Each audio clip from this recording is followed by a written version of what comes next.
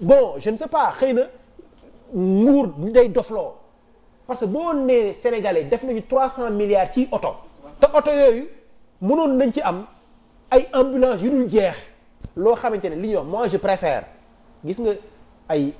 arena boo xam ne xoolal arena bi ñaata milliards lañ ci def ñaata yoon lañ fa dañ fay foo te foo bi sax gis ngeen gëj nañ fa foowee final basket te balaa ñu fa foowee te xëy na déwén wala 2022 seen JO yooyu ñuy wax seen stade boobu waa Pikine di titre Guédiawaye laa dëkk mais arène bi amul njëriñ. Absolument. La banlieue a besoin de plus que ça. Absolument. Les gens ne peuvent pas se soigner, les gens ne peuvent pas se nourrir. yow nga ne dama leen defal benn arène boo xamante ne dañ fay bëri te sax mbëri sax bëgguñu ko faf ndax duñ fa bëri. population bi sax léegi yow solution nga bëgg wut solution nga ne léegi xaaral ma dégager en touche. je dis que bu amee urgence bu ñëwee bu leen ko laaj dara jël leen ko non li mu la wax la c'est de mettre en mal gis nga tey ji da nga yore sa malade. ñeme nga fekk médecin wala kenn mu du ko jël nga saaga ko jaay ko doole ne ko voilà du ngeen def seen liggéey alors que moom xam na ne ak ay loxoy nee na mënu ko faj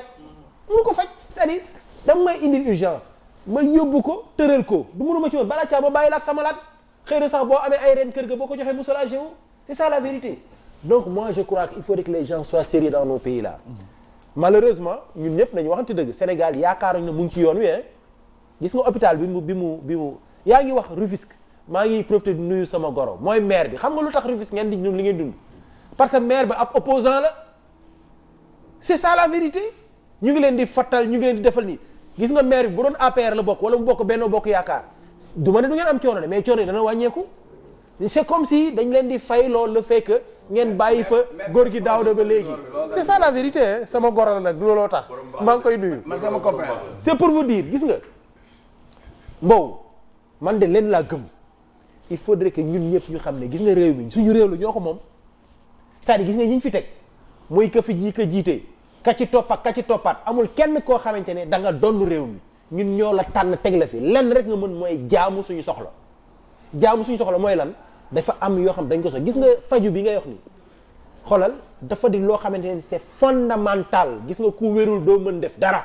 wax na la ko demal boo jëlee xëy suba teel ñi di jël car rapide ñi di jël Ndiaga Ndiaye di jubal principal wala nu mu traité waaye Le Dantec wala Fann ñoom ñëpp pratiquement banlieue bi la ñu jógee alors que ñu ngi bàyyi benn hôpital de dernière génération. Dalal Jàmm wax na la ko mais Dalal Jàmm équipement rek la manqué bu dee dañoo tabax hôpital équipement bi moo ci des boo nee yow bu ma ko équipé. dañ naan diw la mais déedéet yéen ñaar ñëpp du ci kenn suñu alalu réew la. que les vision bi la am mais ñoom ñaar du ci kenn. la may bëgg góor gi wàdd dëgg mais la mu defaree Dalal Jàmm du ci poosam alalu réew mi la xëy na vision bi la am léegi yow vision boobu ñëw nga mais yaa xayti équipé ko yow boo ko équipé nit ñi sax di nga leen soulager hôpitaux yi ñuy wax ville sax comme ñoom dañoo bëgg suuf gis nga boo defaroon Dalal Jàmm ba mu jekk boo demee raser le Dantec si gaa ne ko mais raser parce que kenn du fa demati donc il faut que les gens comprennent que réew mi dañ leen ko dénk moomuñu ko gënuñu fi kenn donc mënuñu la dénk pour nga faj ñu pour nga jox ñu dund nga yaakaar ne yow da nga am d'autres priorités ba pare léegi di dégager en touche c'est-à-dire nous mettre en mal entre nous lui c'est mon frère il peut être médecin kii nekk infirmier ma yóbbu sama malade ne ko am jël ko parce que président moo ko wax wala ministre moo signé ab arrêté mu bañ ko jël ma saaga ko poñe ko ne ko parce que da nga ko jël par force alors que xam ne bu ko jëlee da koy tëral pour mu génn àdduna donc vraiment il faut que solution bi de man loolu laa gëm que ñun ñëpp ñu am benn prise de conscience boo xamante ne ñu xam ne mbir mi ñoo ko moom ña nga xamante ne ñoo ñu gën a ëpp koom gën ñu développé fuuf gis ngeen ci chaque jour détails yu gën a ndaw mooy tax gars yi wàcc ci mbir mi ne delloo leen ñu lu ñu moom fajal leen ñu suñuy soxla ndax ñun da leen teg pour loolu et je vous assure su amoon benn prise de conscience citoyenne muy ñun jàngalekat yi ñu xam ne que ne bu ñu jàngalewul sax population yi danañ jóg ne nguur bi ñi dañoo war a jàngale par force médecin bi gars yi institut ku ci nekk da ngay def la nga war a def mais nag comme la ñuy wax rek le laisser aller est devenu une culture chez nous nos gouvernants font tout ce qu'ils veulent ñun aussi pour nous révolter nous faisons tout ce que nous voulons mais il faudrait que les gens comprennent que la santé c'est une surpriorité pour nous au Sénégal. alors la santé sur priorité au Sénégal au même moment ñu gis ne que ci marathon budgétaire yi lii di budget wu ministère de la santé dafa baissé acteur wu ministère yi jàpp ne que mënuñu wax sax ne que dafa baissé parce que réajustement la peut-être dafa am benn fonds bu ñu jël déplacé ko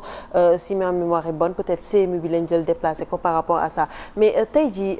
est-ce que du woon urgence pour ñu relever lii di plateau technique quand on parle des hôpitaux même si bu fekkee jagleel nañ 5 voire 7 milliards pour relever justement ce plateau technique. mu ne la santé est une surpriorité ci ñun sénégalais mais ñi nga xam ne ñoo ñu jiite du seen priorité même dama naan booy jiite da ngay jiite sax ci exemple ñi ñuy jiite sax ku sa jabar war na lor sax da nga koy wutal passeport diplomatique pour mu dem wasini France wala mu wasini États-Unis am na benn juge boo xam ni pour mu def check-up santé wàllu wér-gu-yaram moom France lay dem mu xooli boppam parce que amuñu temps réglé gis nga Guy Marius Sagna bi ñu ko fi njëkkee arrêté parce que am na ñoo xamante ni ci état bi lañ nekk bi faju jotee dañu génn Sénégal peut-être yàlla def bitim réew lañ ñàkkee seen bakkan mais bu ñu amoon temps bi ñu fi nekkee toppatoo suñu ay bërëb toppatoo suñu ay hôpital kon fii la ñuy fajoo mais beneen bi tey bokkul ci priorité parce que baadoolee rek ñoom ñooy sonn gis nga tey dafa dem ba ñu privatiser ko professeurs yi mag yi sax dañu koo si gis am na clinique am à côté nga dem hôpital Fann ñu may la rendez-vous ku am feebar am jàngoro ñu may ko rendez-vous juróom-benn weer 6 mois léegi jaar ci suuf ne la boo bëggee am kii bi clinique baa ngi fii juste à côté tout le monde amul moyen yooyu pour dem ci clinique Omar Faye wax ni hôpital KD mais nos hôpitaux sont devenus aujourd'hui des mouroirs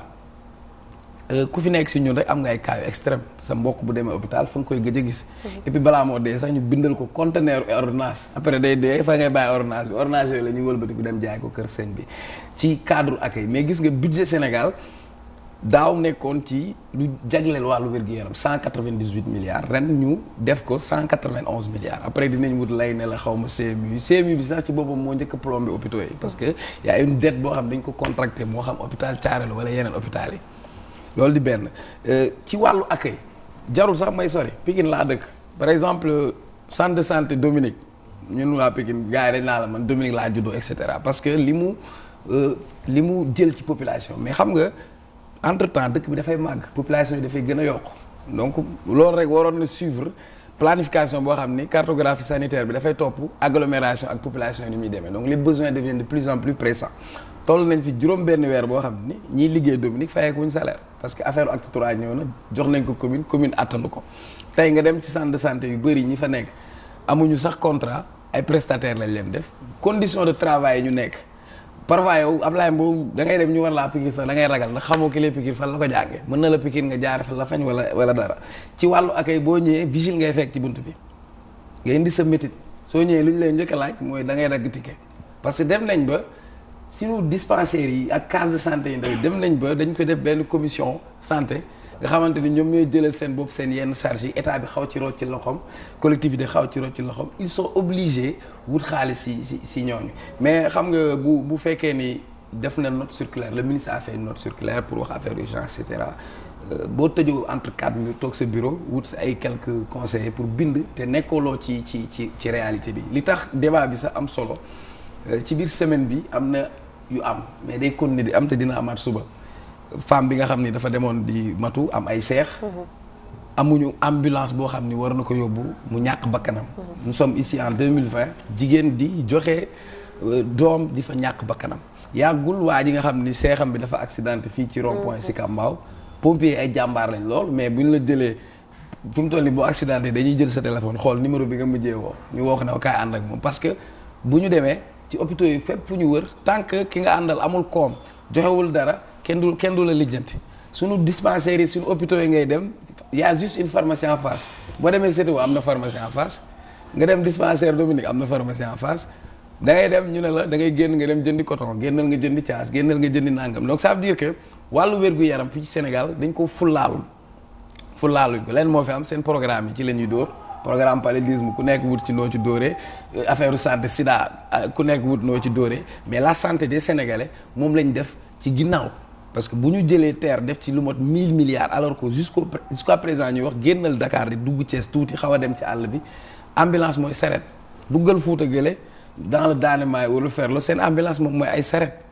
nit ñi di feebar di am problème évacuation mais yamul foofu l'accès à la santé aujourd'hui c'est un droit universel mais les Sénégalais dañu am problème mu sax boo feebaree nooy fajoo bugguma cité maa ngi ñaanal yàlla suma papa mu am wér semaine bi yëpp dafa feebaroon mais bu feebaree sax dafa koy nëbb parce que dafa ragal dem hôpital parce que ñoom pour ñoom à leur âge suñu xasee ba feebar dem nañ hôpital mooy c'est fini pour eux donc ça veut dire que le Sénégal ak hôpitalam rapport bi ñu amoon da nga doon dem pour wàññi say joote pour am wér-gu-yaram mais saa fa duggee c'est stressant parce que jàpp nga ni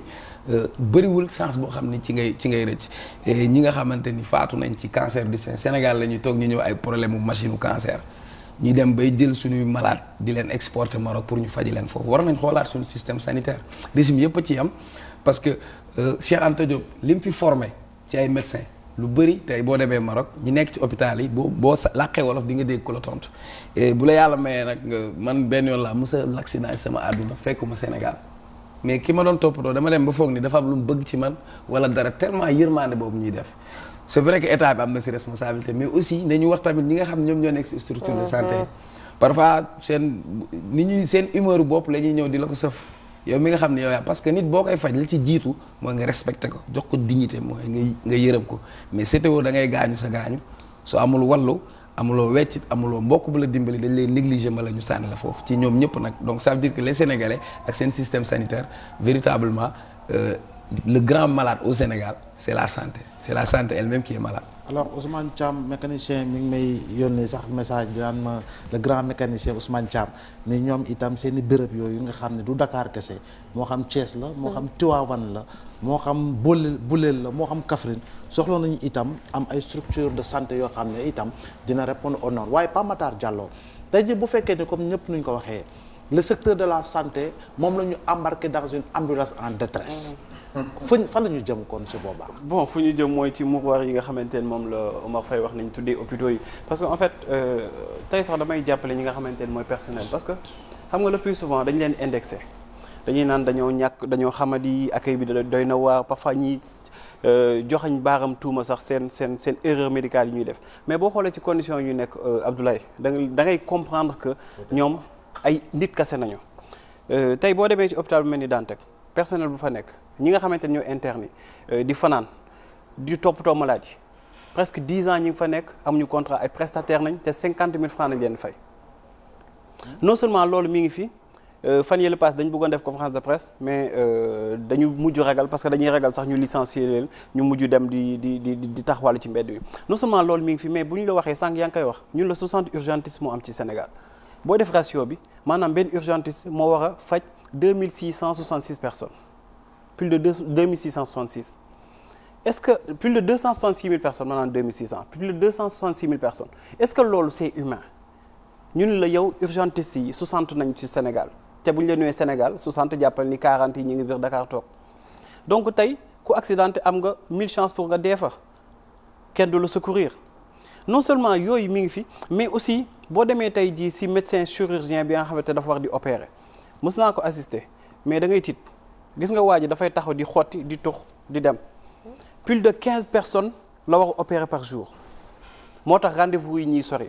parce que koo xamante ni jox nañ ko plus de 1000 personnes mu war leen di faj kooku tey jii mënoo fexe ba boo amee nga am benn délai boo xamante ni délai bu raisonnable la du moom moo ñàkk humanité mais système bi moo ko déshumanisé dañu dem ba ñi nga xamante ne mooy médecin dañ leen dem ba dañ leen teg ci ay conditions yoo xamante ni ñoom lijjanteetuñu nit ñi parce que ñoom sax seen bopp dañuy jéem a fexe ba nit ñuy dundee hôpitaux yi dañ leen soppi def leen ay entreprise hôpital bu dem boo dem directeur bi c'est un gestionnaire moom yoonam nekkul ci faj dal ñàkk faj moom bénéfice lay xool profit nan lay fexe ba weer bu dee mu fay ay employés am fay charge fixe mi fay courant bi nga xamante ne dafa cher te pourtant état du Sénégal jamonoy Abdoulaye Wade dafa doon subvention bu bëri bu am doole ci hôpitaux yi mais Macky Sall yooyu yëpp la roo ci léegi hôpital bi nga teg ko ay charge fixe am nga teg ko ay personnel am yi nga xamante ne attanu ko nga boole ci benn plateau médical boo xamante dafa inexistant kooku ku fa ñëw am nga 1000 chances nga dee fa wala nga das fa du personnel bi moo ñàkk yërmande mais conditions yi nga xamante ne ñoom ñoo fa nekk ñoom seen bopp sax ay malade nañu parce que ñoom dañoo victime de ce système xam nga tey ji yaakaar naa état du Sénégal am na li nga xamante ni ñëpp ñu ngi ko koy wax parce que bu ñu nee président de la République du Sénégal oto bi muy dawal prix oto bi mooy 50 oto yu Macron di dawal ngay jënd oto boo xamante ni 1 milliard 100 mille wala 500 millions lay jar au même moment ñun la yow sa dëkk bi bërki démb ñi ngi koy wax Cheikh Omar mi ngi koy wax femme boo xamante ni dafa wasin ay seex ñu wax ko transporter ambulancier bi ku war a ndawal ambulance bi dafa demoon tool bayi ji ba femme bi kenn mënu koo transporter ñu jël ko dugal ko ci ay oto ci oto yooyu paan ba mu mujj des ci noonu ci yoon bi ci beneen jour aussi nga xëyaat du dégg ñu erreur médicale am na ku ñu opéré moom mooy ñu opéré waat ko mu xëy suba décédé donc dafa nekk yoo xamante ni tey état du Sénégal dafa mooy lu Omar Faye wax léegi dafa am ay vies yu ñuy préserver ak ay morts yu ñuy banaliser tey man Pape Makhtar Diallo bu ma deewee seen yoon newu ci mais benn kilifa boo xamante ni wala soi-disant kilifa parce que yor na ndomba tànk parce que yàgg nay sàcc alalu réew mi parce que ñoom loolu la ñuy jàppee kilifa ñooñu tey jii bu ñuy seen vie dañ leen war a préserver bu ñu amee problème léegi ñu jox leen ordre d'évacuation jël xawma plus de 16 milliards dama fàtte chiffres yi le Sénégal di débourser ci li nga xamante ne mooy évacuation ay malades te malades yooyu ñan la duñu baadoola yi ci hôpitaux yi nañuy deewee ñan nañuy évacuer ñi nga xamante ni am nañu kattan ak am nañu possibilité fay seen propre évacuation donc tey jii sànq professeur mi ngi koy wax paradoxe bi ñëpp nga ko gis mënoo di jàngal ñi nga xamante ni mooy médecin marocain yi yow boo feebaree dem di faju ji Maroc parce que fii defuñu fi plateau médical bu baax defuñu fi condition yu baax mais respecté wuñu sax ñi nga xamante ne mooy askan bi te loolu yaakaar naa président de la république ba muy falu bokkoon nañ ci li nga xamante ne daf ko digge woon ak askan bi dem ba askan bi tey jii gisatuñ ci seen bopp gisuñu sax non seulement gisatuñu seen bopp mais dafa mel ni dafa xaw mépriser parce que dañ koy wax léegi Zoumaro mi ngi koy wax mi ngi mel ni pouvoir dafay dofloo nit et effectivement parce que mënoo nangu man mënuma nangu nit ñi ñuy dee ci ay accident ñu lay naan ay plus de 3000 personnes ay dee ci accident par année ngay gis erreurs médicales yi di bëri ngay gis nit ñi boo demee ci hôpitaux yi ngay gis doo fa fekk lenn loolu ay nit ñi nga xam ne dañ leen étaler comme ça même parfois sax à même le sol parce que amuñu lii amuñu chambre amuñu dara loolu nekkul un secret tey képp ki nga xamante ni day dem ci hôpitaux yi da nga koy gis mais léegi loolu lan moo tax état du Sénégal espace am na fi am nañu xaalis parce que ñu koy jël di ko tabax ay arène nationale arène nationale et au même moment ba ñuy offrir Sénégal arène nationale chinois yi dañuy dem Niger tabax fa hôpitaux donc lan mooy priorité Sénégal ay mbër mais balaa ngay bëri da ngay wér nit ñi balaa ngay def dara il faut nga wér mais yow mënoo wér yow boo wérul doo liggéey doo jàng doo productif donc nan la ñuy demee ci émergence bi nga xamante ne boobu ba tey ñu koy dégg yaakaar naa bu nekkee xel dasa na leen wala yërmande dasa na leen et puis Marème Faye Sall bu ñu jógee naan day jël xaalis de maye pour ay évacuation ay malade Marème Faye Sall mosul liggéey amul bulletin de salaire fan lay jëlee xaalis nañu bàyyi xaalis bi nga xamante ne dañ koy pasare di ko jël di ko def ci n'importe quoi te def ko fi nga xamante ne mooy li wax te bu ñu ko defoon yaakaar naa problème yi du am nit ñi parce que mënuñu toog tey ji en 2022 naan nit ñi ngi dee ci ay parce que dafa doon joxe dafa doon matu di dee ci ay conditions yoo xamante ni conditions yu doy waar la loolu waxoon nañu ko mën a dépasser depuis jamonoy Senghor wala jamonoy Abdou Diouf Abdoulaye Wade am na ay jéego yu bëri yu mu fi def la preuve Abdoulaye Wade am na benn hôpital bu ñu koy wax ne moo ko da wax am na ay centre de santé yoo xamante ne ak Pape Diop ñoom ñoo ko def ci Ndakaaru tey ban infrastructure sanitaire nañ lay naan le président Macky Sall def bu dul hôpitalu enfant yi nga xamante ne moo nekk fële ca Diamniadio amul fenn ci Sénégal lan ngay dégg pont ngay dégg ko kan moo ko def Suwaad d'accord man loolu sax maa ngi ko doon def ci actif am nekk te moom def fi dara donc la ngay dégg ci moom fonds de l'émergence ay arène nationale c'est-à-dire il faut ñu xam ni priorité waxatuñu sax priorité parce que professeur da koy rappeler ay urgence lañu nekk te urgence bi gën a mag mooy personnel sanitaire yi ñi nga xamante ne ñoom ñoo nekk di saytu suñu wér-gu-yaram parce que ñooñu bu ñu wérul bu ñu nekkul ci condition yu baax duñu mës a faj kenn ba mu wér. alors professeur est-ce que tey jii yow tamit jàppoo ne que paradoxe la quand on parle de la santé ñu waxu plateau relever le plateau technique ñuy gis ne que peut-être yenn médecins yi sont dépourvus de moyens ñuy génne benn circulaire pour justement ñu mën a encadrer un peu les urgences. oui mais c'est ce qu'il a appelé dégâts à la touche parce que xam nga li ci nekk état mënul toog te deful dara te ki nga xam ne nii moom moo war a def lépp su deful dara il faut que mu ut lay c'est aussi simple que ça il y a des problèmes de santé partout amuñ ay problèmes de ressources humaines docteurs yi fi dàq jàng ay africains lañ ak ay sénégalais xam nañ leen gis nañ fi ñoom Diallo Diop mais problème bi li ñu wax mooy problème mu plateau yi kon li may wax toujours la rek ñoom dañuy bëgg di suukar lem te som bi saful loolu mooy seen problème te gis nga malheureusement xëy na sax lire nañ suñu histoire mais daf leen intéressé wul dañuy nettali ñu ne Samori Touré bu nekkaan ci village am wala muy déplacé wu ak troubam xam nga lu muy njëkk a wut ay herbe médicinale wala ay téere wala dara loo xam ne dafay joxe santé bu ñu waxee mu ne man je gagne des guerres avec la santé de mes soldats mais Pa Matar wax na ko tëj na lépp un peuple qui est malade c'est un peuple qui est mort parce que la santé elle est partout boo xam ne nii yow wéroo mënoo am aspiration Nietzsche le grand philosophe dafay montrer le beau rapport qu'il y a entre la pensée et la santé gisoon nañ ne quand tu es en mauvaise santé toujours da ngay pessimiste dans la vie même du sentiment soo amee déception la vie te paraît noire mais soo yeewoo suba teel mu am lu la doon metti nga yeewu rek gis ni yow tu es en bonne santé tu as envie de conquérir le monde et tu as le possible de conquérir le monde loolu dafa am importance ci nit donc santé bu ñu ko jëlee teg ko fële ba pare di wax émergence dañuy nax seen bopp pays yi développé yépp dañu commencer par éduquer et dans l'éducation il y a déjà l'éducation à la santé. yàlla wax dama am lu ma bëgg a dox parce que dafa am lu mu wax ci benn kenn ku faatu seexam la benn seex la mooy kii auto militaire bi la voiture du président coûte 1,5 milliard bi tàkk il a acheté 80 V8 V8 bu nekk 100 millions la jar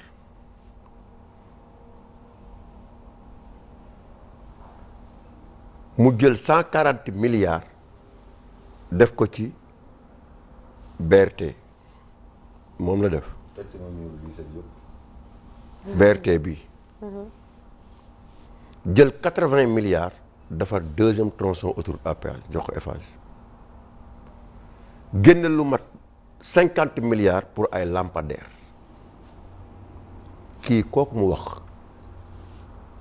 seexam la àndal seexam oto bi fiir ko tànk yi dem ba ki mu tudd bu ñu koy waxatee dafa dem moxoñu hôpital bu ñu ko yóbbu ñu ne ko amoo fi place. seexam di ànd ak moom nekk ak moom ci oto sapeur pompier bi ñu jóge fi dem principal ñu ne ko mënuñu la xamu tax yorul xaalis mu dem wakaam ñu ne ko amul xaalis en cours de route seexam di ko xool fekk ñu nga takk tànk yi mu ne leen wàññi mu ne leen takk bi dafa metti il souffre seexam di gis nii moroomu seexam nekk ci sukuraat mu faatu ci kanamam amul lu gën a inhumain c'est que cette affaire là alors que en ce moment on prend des milliards di ko dugal ci ay détails imaginez loolu ku gis seexam ànd ak moom ñu dugg ci hôpitaux yëpp fuñ ko yóbbu teewuñu ko mu gis que mu dee noonu pour walla ñun à quel point dañ ñu teg comme ay jinax yuy dox mais dans ce pays quelles sont les priorités où sont les Sénégalais dans tout ça Sénégalais yi xanaa bëggu leen lu baax mënuñu jël ay nit fal leen ni ñuy teg dans de ces conditions ñu di ko nangu ñun c'est inacceptable xoolal ma loolu nu mu mel tey kooku tey nan lay dundee femme bii nga wax tey ñi amee dialyse ak li paa bi wax. ñi amee cancer du sein. ñi amee cancer ñi amee prostate ñi feebar nekk dans les hôpitaux mais ñi amee dialyse xam nga nit boo amee kenn ku nekk amee dialyse nekk seen kër mais dootoo amati loo añee loo ndékkee. mais ak loo wax nga ko fi léegi Côte d'Ivoire 8000 francs la kii bi di jar moom laa lay wax c'est-à-dire que doo ko amati moo gën a metti si loo gis dialyse poche yi dañ koy jaay deret bi ngay jël di ko maye dañ koy jaay 7500 mais loolu fan la am 7500 francs ñooñu tey situation bi ñu nekk da ngay xëy ñu dem nga war a def sa dialyse ñu ne la courant amul nga war a def sa dialyse ñu ne la ndox amul en dehors de li ngay ñëw nag parfois yow yaa yor sa matériel bi yaa koy jënd da ko indaale te ñu naan gratuité quand tu vas en Niger je pense que Pape Matar wax na ko mais c'est avec 49 milliards moo tax population yi y compris le président kenn dematul fenn di faju 49 milliards seulement 50 milliards mën nga construire un hôpital de dernière génération avec des médecins qualifiés alors qu'on a pris 1000 milliards ne dañuy defar 35 kilomètres de canaux de 35 kilomètres de terre pour faire plaisir à une société qui est en faillite chez lui qui s'appelle Alstom te liggéeyu ñu ko effacé ko liggéey boo demee Côte d'Ivoire est-ce que mën naa tudd kii defar hôpital bi opérateur bi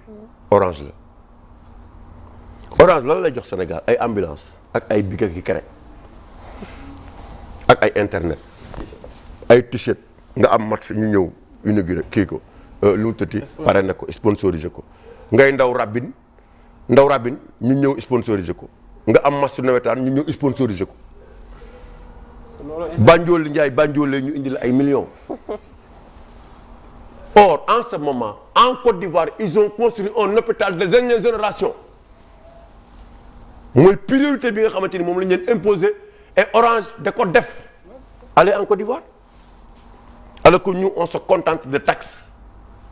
on se contente de d'outils avec Orange c'est-à-dire nous on ne connaît pas nos priorités dans ce pays. mais Sococim bi nga bu dëkk sa bu nekk sa wetu. mais Sococim. responsabilité sociétale amu fa. Sococim daal lenn mën na ko. joxe peel ak joxe brouette yenn saa yi. ak pënd bu bëri rek poussière. mais lan nga Sococim bi nga gis nii xam nga ñaar est-ce que xam nga dañu am dégrèvement. dañu am dégrèvement de plus de 2 milliards. c'est-à-dire tey non nee man dafa am na ma jaaxal lii di faj nit ñi dañ koy taxé. tous les médicaments les produits médicaments yëpp di jóge à l'extérieur di jàll douane jóge fa jàll fii dañ koy taxé mais dañ koy taxé rek moo tax mu cher. mais man ci fiscalité bi. da nga koy fay ba pare fay 18% taxe. l'État vit de c'est-à-dire que 2500 milliards yi Sénégal di am yëpp juuti la 800 milliards yi mooy douane. on vit de taxe de 2500 milliards loolu moo tax de sax ñu bëri ay nit ñu feebar ñu réew mi ndax juuti bi ni ñu koy juutee moo baaxul. yaa ngi dégg maintenant. non attends moom laa lay wax fii laa jëm. tous les projets que vous voyez ici dans ce pays du Ila Touba du autoroute à péage du construction immobilière du BRT bi nga gis nii du terre bi. de toutes les constructions qui sont en train d'être faites au niveau de Diamniadio amul kenn koy fay taxe lii di faj ñi dañ koy taxer pour ñu rey ñu ñun c'est-à-dire que ñi doog dañuy ñëw pour ñu tuer et faire vivre les étrangers c'est-à-dire Sococim bi nga gis nga xamante ni ne mooy sunu malaakal mawti ñun waa Tëngéej ndax Sococim mooy sunu malaakal mawti ku fa dee moo la rey Sococim du fay dafa am exonération parce que nee dañuy def ay lourd investissement état accepté ko alors que pour nga jënd aspirine tu fay 18% pour nga jënd tàngal da ngay fay 18% même buy jar dërëm am na 18%. c'est-à-dire mais yooyu noo ko mën a accepter dans un pays comme le Sénégal soxlawuñu diplôme on a besoin des gens sérieux ñu ko am yërmande ci réew mi lañu am ñu leen soxla ñu am yërmande ci réew mi lañ soxlawuñu koy taxaw di ñàngal di fungi yaakaar ne yaa gën a ëpp pour personnalité nit ñi. c'est pas ça. Très bien. Et c'est dommage et c'est malheureux. Produits yi ñu war a taxé wuñu leen nañ bàyyi produits yi xamante ni ñi si la ñi di fajoo ñu di koy taxé ay garab yu jar 100 et quelques mille 200 et quelques mille dans un pays comme le Sénégal amoo benn possibilité pour ñu wàññil la ko ngay dangi di rey sa bopp ñii di wasin ci àll bi yëpp ay saret la ñuy jël pour wasin. ngay wax ay y a pas d'ambulance médicalisée dans ce pays.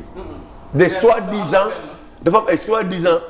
xanaa. muy topp président de la République. c'est boobu mooy médicalisé dernière génération. waaw mais amu fi de. d'accord alors.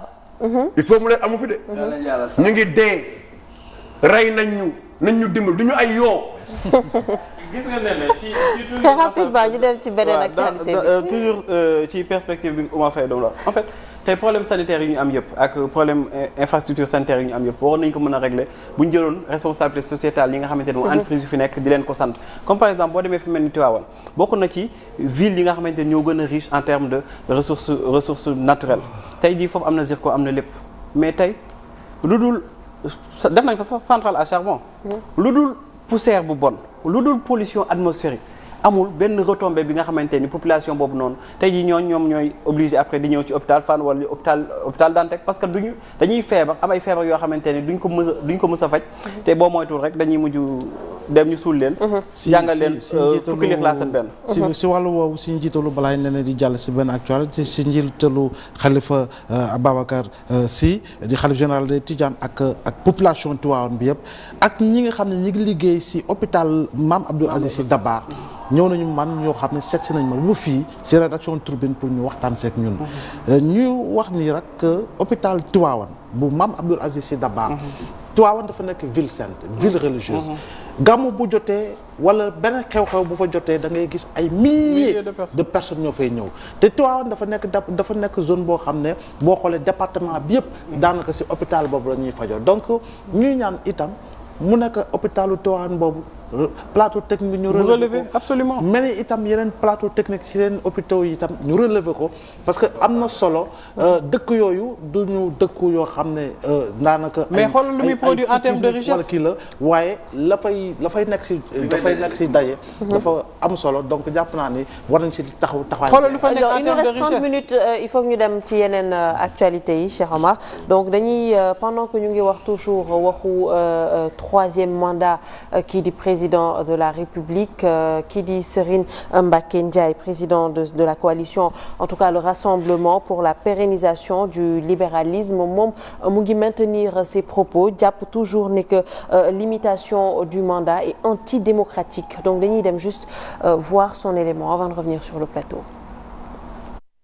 Rassemblement pour la pérennisation du libéralisme di fësal ba tey yéeneem jëm ci rek ñu bañ a limiter mandat bu président de la république Serigne Mbacké Ndiaye jàpp ni rek limiter mandat wu njiitu réew mi dafa di lu àndul benn yoon ak démocratie. mais ñun suñu bëgg-bëgg mooy kenn dootul limiter mandat président de la république ñoom am nañ droit demander li ñu bëgg ñun am nañ droit demander li ñu bëgg biñ ko waxee nag dégg nañ ci lu ne waaye wallaahi loolu yëngalu suñu njalax li ñu xam mooy bu élection jotee ku bëgg doon candidat doon ko. li am solo mooy élection yi na jaar ci yoon ku wóolu sa bopp. limité parti politique yi waaye itam supprimer liste nationale yi ngir jogante législative yi bokk ci poñ yi nga xamante ne Serigne Mbacké Ndiaye ak ñooñam jàpp nañ ni war nañ ko waxtaanee ci dialogue national bi. ñun jàpp nañu ni ku am parti da nga war a dem élection mu war parti rek mais parti bi yóbbaale mën a tudd saa bu élection amee rek di nga seet kenn koo xam moo la ëpp doole nga fexe laxasu ci moom def ay pression sur cela ñu yóbbaale la loolu mënul continuer. donc pour ñun pas d'alliance avant les élections législatives ku nekk demalal sa bopp mais mbëri nga takk sa ngemb di entraîner fajar nga jóg te bu ñu ne combat am na nga ni bëriw ma doo mbër. Rassemblement pour pérennisation ak libéralisme fas yéene rek déployé wu dugg ci biir réew mi ngir dajeeg rek ñi nga xamante ne ñoo di représentant askan wi waxtaan ak ñoom ci proposition yi nga xamante ne rek ni fësal nañ ko. Voilà donc li moo nekkoon suñu actualité jàpp ne que c'est antidémocratique professeur. waaw antidémocratique ci nan. parce que waruñu limiter en fait moom ni mu ko jàppee ne que limitation de mandat warul am parce que peuple bi ñoom ñooy décider ne que kii la ñuy fal wala du ñu fal kii donc du moment où le président on peut le laisser se présenter du moment où peuple bi moo am le dernier mot pour fal ak folli. non c'est que Serigne Mbacké Ndiaye. man déglu naa ko sax boobu ñu yóbbu ci ay débat conceptuel parce que démocratie mooy li peuple bi bëgg te peuple bi assemblée nationale moo leen fi nekk ne serait-ce que du point de vue des principes bu ñu demee dans un pays peuple bi décidé ne amul limitation des mandats c'est démocratique mais bu ñu demee dans un autre pays le peuple par sa représentation ne am na limitation des mandats ñu def ko dans la constitution c'est démocratique démocratie mooy loo xam ne nii c'est la voix du peuple qui domine xanaa xamoo ne un peuple a le droit de changer ses lois même les meilleures donc foofu bu ko waxee moom point de vue am la mun nañ ko respecter mun na am ay argument développer ko mais keneen mun na jël aussi contre thèse bi def ay argument développer ko. Très clair oui. waaw man de xam nga Serigne Mbacké Ndiaye moom ñëwoon na toog fii daan ne spectateur la. man yaakaar naa ni fi mu toll nii sur la vie politique sénégalaise il doit être un spectateur parce que tout simplement ñun du ñu accorder crédit yenn façon positionnement yi wala théorie yooyu. gis nga réew mi léegi lan moo fi am dinañ ko waxaat s'il le faut sëñ Mbacké Ndiaye moo nekkoon porte-parole Ablaye Wade ba Ablaye di daanu ci nguur moom moo toog ne premier tour la Ablaye Wade gagné kanamam moo yoroon làmmiñu Abdoulaye Wade kon tey mënu fay ñëw di théoriser luy lewal beneen mandat pour Macky Sall c'est-à-dire débat sur le mandat boobu sénégalais yi dañ ko jël mu nekk un acquis démocratique ñu tënk ko ci suñu constitution. réew yi am démocratie yëpp yi ñuy wax naan États-Unis ak France ku fa def say ñaari mandat nga dem Poutine sax xanaa lu mu bëri doole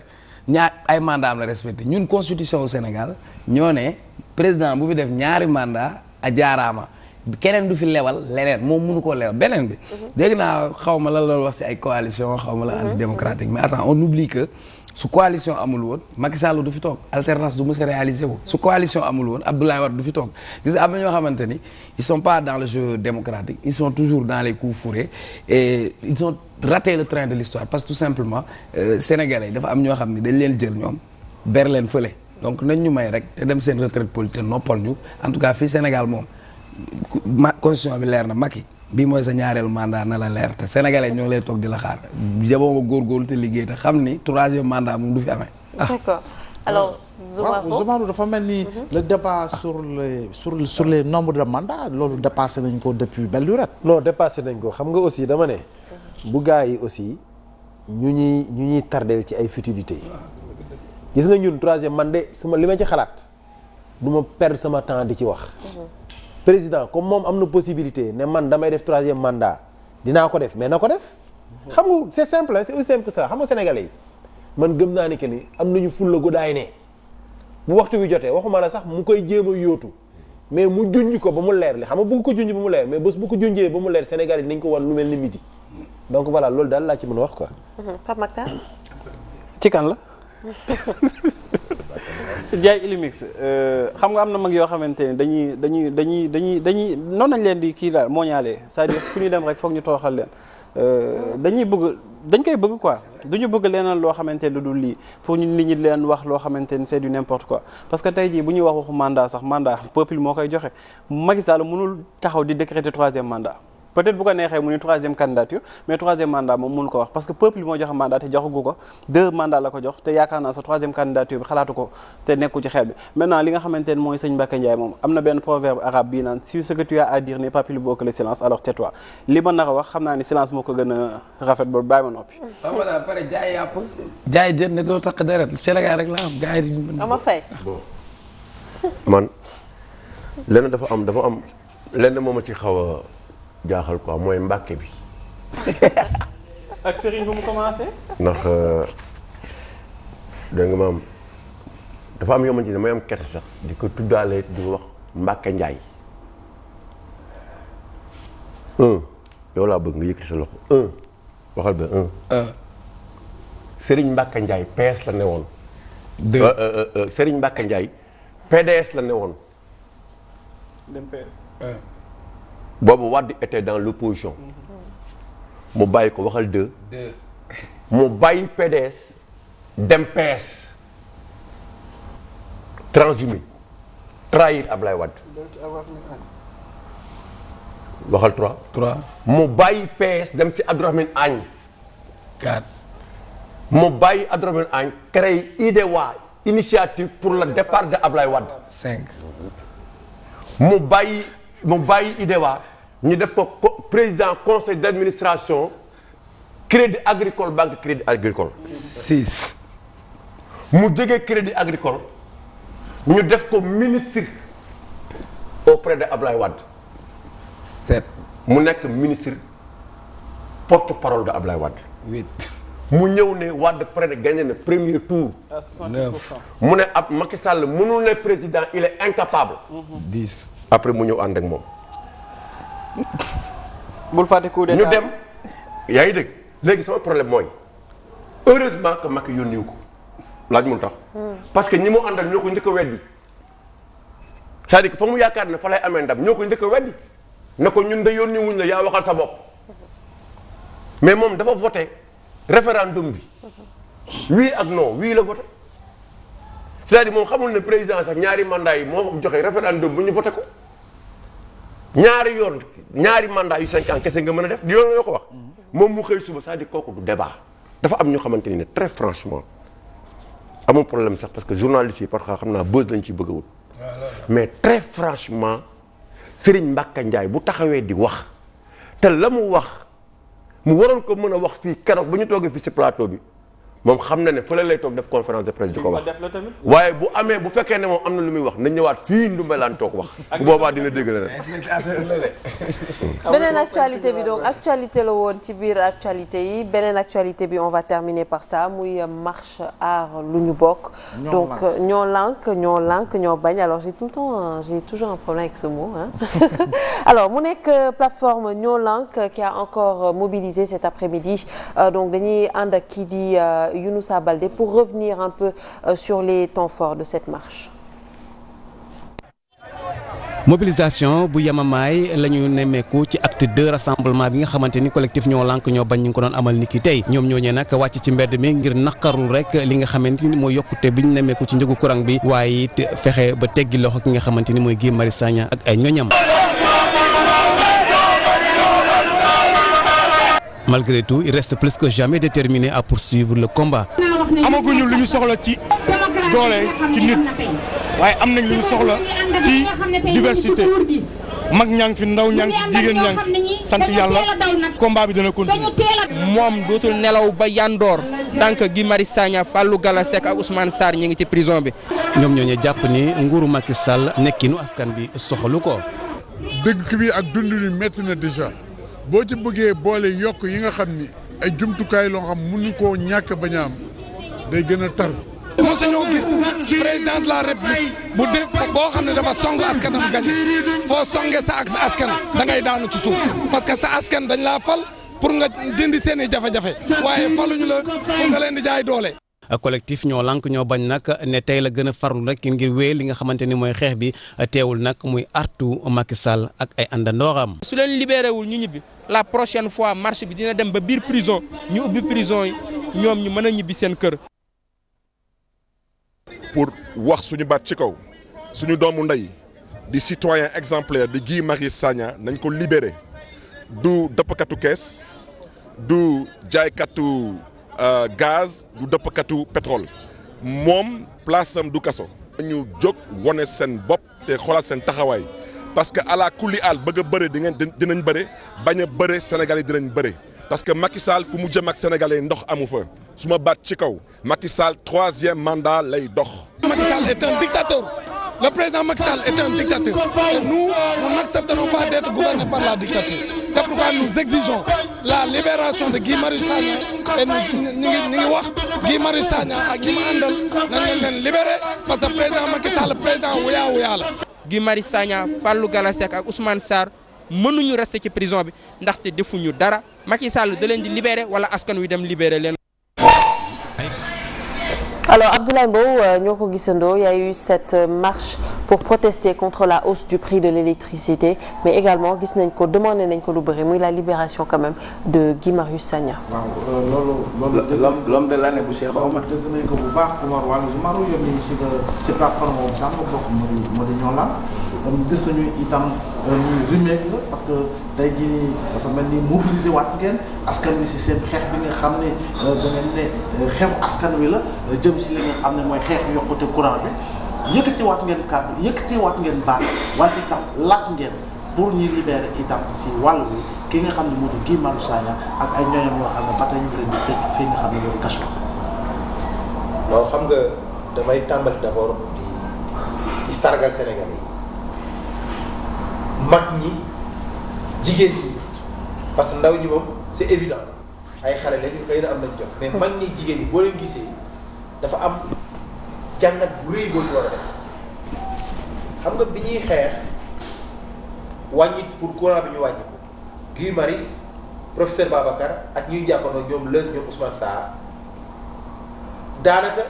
une vingtaine de personnes ñoo njëkk a dox place de l'Indépendance jubali palais xam nga ñooñu demuñu woon pour gaañ jiitu réew mi wala pour dara dañu demoon pour yëglu ñu jàpp leen denc leen ci kaso bi yaakaar ne fa la mbir mi di fayee dégg ne loolu moo doon lumière buy éclairer lanterne sénégalais yi ñu xam ni jóg jot gis nga boo xoolee plateforme bi ay xale daanaka ñoo composé sax direction donc rek am na mag ñu leen di encadré dafa am benn prise de conscience boo xam dafa am nit ñëpp xam ne jot nañ fi xam nga moo yu bëri jot nañ ko fi wax c'est-à-dire le fait que nit ñi yaakaar ne nguur buur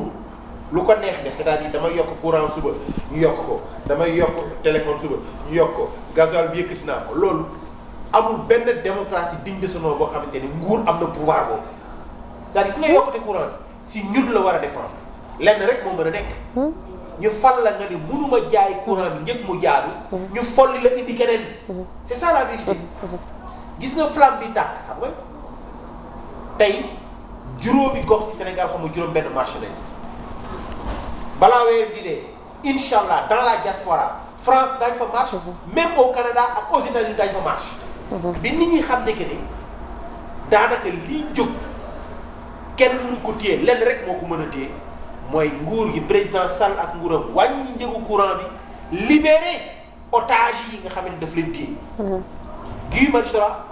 Sagna c'est un otage xam nga c'est quelqu'un boo xamante ne dañu gëm ne ñoom bu fi toogee en liberté toujours moo fi déggoon France dégage Auchan xeex yooyu yëpp ñu ne waa ji boo ko nëbbee jant bi xëy na coow li day fay mais yàlla dafa dogal ne tey jii on en a des milliers de Guy Marius qui sont sortis te ndorteel bi la dañu gëm ne nguuru Sénégal benn issue rek la am ci xeex bi ñuy xeex mooy mu dellu ci ginnaaw ci yokkute courant ba pare libéré otage ba pare nag aussi ñu ngi koy junj Sénégal salfaañe fi ak yelleefu doomu aadama dafa war a jeex dafa war a jeex c'est-à-dire ñi ko jiite moom ñu réew mi ëpp ñu fi fit ils ne sont pas plus courageux que nous au contraire c'est-à-dire là où ils pensent pouvoir nous mener oui la violence déedéet mais réew mi ñun ñoo ko moom ñoo ko bokk duñ fi yàq dara s'il y a des gens qui doivent partir ñoom ñoo wane seen incapacité c'est eux qui vont partir donc benn solution moo am nga yan sénégalais li ñu antan gis nga li xew ci courant bi dama koy citer parce que dañ ko gis ne ñëpp gis ko Oustaz Alioune Sall référence la fi mu ne ñaata la doon fay 200000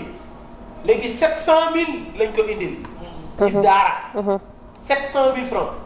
loolu mooy tëjal daara bi xale yi dellu seen kër. oui tëjal daara bi dañ ko wax dañu bëgg Oustaz tëj daara bi tey gis nañu benn góor goo xam te nee na bàyyi leen xel ci jàkka yi nga xam dañuy màjjal pour ñu mën a fay facture. ay morgue ñoo fa nekk ñu fay denc ñu génn àdduna nga indi leen facture bu ñu mënul fay nga couper leen mais néew bu amee fu ñu koy denc.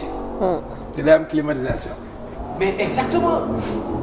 les hôpitaux ñu ngi koy wax mais ñoom aussi dañuy fay ay facture donc tey jii yokkute courant bi ma jël exemple boulanger yi dañ ñu dajal daan ñu dalal ñu ne courant bu ñu ko yokkee ñun mburu bi dañ koy yokk par la force. miche mburu buy jar 150 ñu yokk jaay la ko 300 wala 400 francs ku koy jënd. te loolu bu fi yeggee gis nga nit ñi bu ñu génnee kenn du leen téye c'est li ma wax lu leer la de gis nga nit ñi bu ñu génnee de manière spontanée c'est-à-dire doon marché boo xamante ne ñoo lànk moo ko woote nit ñi xëy yeewu sa soxna amul lu mu demee marché amul lu mu jëndee mburu kii noonu kii fay courant ñu coupé ko diw ñu coupé ko bu nit ñi di génn ci mbedd bi ce sera spontané. et on ne le souhaite pas pour notre pays il faudrait que les tenants du pouvoir ñu mën a décrypter les signaux c'est très important. nee nañ que ne nous sommes dans un pays de paix sénégalais jàmm la xam sénégalais jàmm la bëgg mais jàmm boobu nguur gi daf ci war a jàppale sénégalais yi yan leen lu ñu antan boo jëlee médecin boo xam ñu ne li payaram demeewul noonu nga ni da nga koy teg facture bu mu mënta fay nga jël jàngalekat boo xamante ne yaa ngi ko yoreel bor boo xam mu ngi ciy topp ay at mu ngi lay laaj nga yokkal ko 25 wala 30 000 nga bëgg ko indil facture boo xamante ne c'est 4 fois ce montant là donc la nga ko doon ne sax danaa la ko jox yaa ngi koy bëgg sàcc par l'autre main par une facture mais duñ ko nangu. ñoo lank c'est ça l'esprit c'est-à-dire nangu loo xamante ne attanoo ko moo jeex ci réew mi te il faudrait que ñoom ñu mën a décrypter message boobu tey li ñu gis gën na daal suñu xel malgré toutes les manifestations qu'on a organisées à l'intérieur du pays. parce que yeneen manifestations da ngay gis sax nit ñi jógee Thiès dans les départements environnants pour ñëw mais cette fois-ci localité yëpp dañoo def seen i manifestations. nous allons lever la lutte d'un cran. On a rencontré un ensemble de leaders. am nañ une commission stratégique boo xam ne mu ngi liggéey. je crois que bu dee nguuru président Sall bëgg nañu courant bi xeex bi bañ a jéggi dayoo nañu delloo si njëgu courant fu mu nekkoon nañu libérer les otages qu'ils ont retenus en prison loolu daal moo mën a dara mbir mi. Alors il nous reste moins de 2 minutes donc on va y aller très rapidement parce que après dañoo am direct justement wax na ko tout à l'heure rencontré nañ ay leaders d'opinion rencontré nañ société civile mais ñu bëri jàpp ne que peut-être ñu ngi dévier seen chemin biñ ci boolee politiciens yi ñu bëri jàpp ne que amaana peut-être ñoo lànk ñu ngi politiser un peu seen but alors yow naka nga ko jàngatee. bon loolu c'est un faux débat parce que première manifestation bi nga xamante ne dañ ko def bon pas première manifestation bi nga xamante ne dañ ko mujjee def mu nekk manifestation bu ñëpp jàppoon de référence ñu fa nekkoon xamoo nagam ay parti politique lañ jóge xamoo fan lañ jóge xamoo ay boulanger xamoo lan nañ c'est-à-dire balaa ngay doon parti politique wala balaa ngay doon un politicien citoyen nga ba pare citoyen sénégalais nga am nga sañ-sañu comme le président Macky Sall amoon sañ-sañ dem taxaw ci place de la nation te li nga xamante mooy mer gàddoom ñoom aussi am nañ sañ-sañ génn wax li nga xamante ni ay désaccord la ñuy exprimer par rapport ak li nga xamante ni une mesure la bu nekk une mesure impopulaire maintenant pour daaneel rek parce que comme temps bi daf ñu xaw a xoj gis nga man damay def lu dul rendre hommage ak féliciter ñi nga xamante ni ñoo organiser manifestation bi tey parce que am na benn image bu ñu leen bëggoon caricaturer comme quoi que ñoom dañ nekk ay personnes irresponsables ñoo xamante ni dañ ñëw pour fitna indi yëkkati fitna ci réew mi et tout cela mais man tey manqué woon du début à la fin respecté nañ itinéraire bi marché nañ dans la discipline mbalit bi ñu fa fekkoon ramassé nañ ko yóbbaale def nañ lépp li nga xamante ni ñëpp tey ji naw nañ leen te wane nañ ñii wax nañ leen mën a autoriser ñi manifester même bu nekkee devant les grilles du palais parce que ñoom nekkuñu fii pour di def du n'importe quoi mais dañu nekk pour li nga xamante ni mooy seen manifestation wala li nga xamante ni am nañu nguur président très rapidement Omar Faye waaw xam nga il y avait même pas 20 policiers pour vous dire aujourd'hui nga xam ne ñii c'est des gens responsables marché nañu maintenant li Seydi Gassama wax dama àndul ak moom Amnesty International la politisation des manifestations amul ñi ku ne dafa am foo bokk ñii seeti nañu ñii di jaay mburu ñii defar mburu du dëkk ñeneen ñi seeti nañ central syndical seeti commerçant seeti marchand ambulant waa kii politique lay def dinaa ko seeti waxtaan ak moom ci la bokk donc Seydi Gassama li mu wax loolu ñu xel mënu ko nangu maintenant parti politique yi comme candidat yi si ëpp au-delà des candidats indépendants si ñoom lay jógee pour doon président dafa rafetoon à ce que ku ci ne en dehors de cette rencontre nga ne samay militant dem leen foofu lañ leen doon xaare moo tax ñuy wax deal entre ñoom ak Macky loolu rek mooy problème bi nag dañu war di def ay déclaration officielle waaw am na ñu ko def sax certes ñu koy gën di def ñi nga xamante ni ne ñoom la ñu gën a ràññee ci langue politique bi doon de grands partis dafa baax à ce que ñuy def ñuy wax loolu maintenant en 2012 il y avait les partis politiques il y avait la société civile il y avait les hommes d'affaires et les imams